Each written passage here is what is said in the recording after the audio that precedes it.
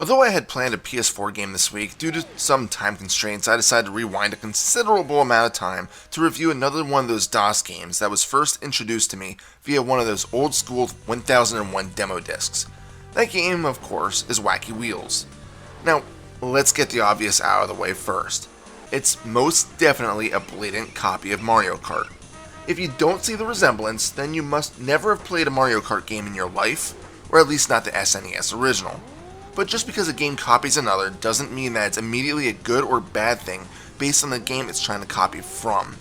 So yes, it's a kart racer, and as such, the goal is simple. Cross the finish line in as high of a place as possible to earn cup points to win the 5-race event. In order to assist with this, there are a few mechanics that propel you to the top of the roster. For one, the tracks occasionally have speed boosts and ramps on them. Speed boosts are something that you'll want to seek out often, as each vehicle, although containing different characters, seems to have the same stats, meaning top speed, weight, etc. How a tiger and a pelican compare that way, I don't know, I'm not a zoologist. So whenever you can increase your speed higher than your opponents, well, you're gonna want to. As for the ramps, they will obviously get your kart airborne. This could be a good or a bad thing, depending on how you hit it. Most of the time, I ended up trying to avoid the ramps, as you cannot control your direction while in midair. This could be a huge problem if you hit it and end up off the track. Thankfully, you don't stay in the air longer than a second or so, but it could still end up being detrimental to your positioning in the race. Of course, there are also pickups you can grab to try and knock your opposing racers out of the way. The majority of the weapons are simple hedgehogs.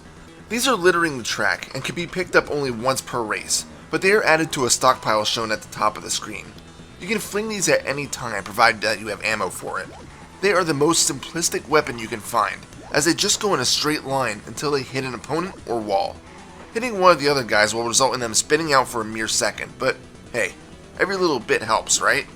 There are other weapons as well, such as an oil slick that can be put down, or a wide swath of fire that is projected in front of you.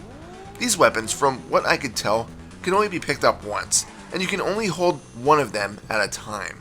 Also, it should be known that unlike Mario Kart, these items are not randomized upon pickup, and it's immediately obvious what you're about to grab. Oh, and it's nice because the hedgehog ammo does get carried over between races, so feel free to hoard ammo until you need it. One of the things that got really popular in kart racers, especially more modern ones, is the power sliding. There is a handbrake in Wacky Wheels, but I can't say that I really enjoyed using it, although it is necessary at times around corners. The handbrake seems to be incredibly finicky, and using it has an immediate reaction. It's hard to explain, but it's something you'll see immediately, as the vehicle will whip around as soon as you press the handbrake key. I smacked the wall a lot until I got used to how this worked. I think part of the problem is the frame rate of the game. You also need to be careful when power sliding, or just driving in general, not to hit one of the pillars while going too fast. Doing so will cause your character to get flung from your vehicle and into your computer screen.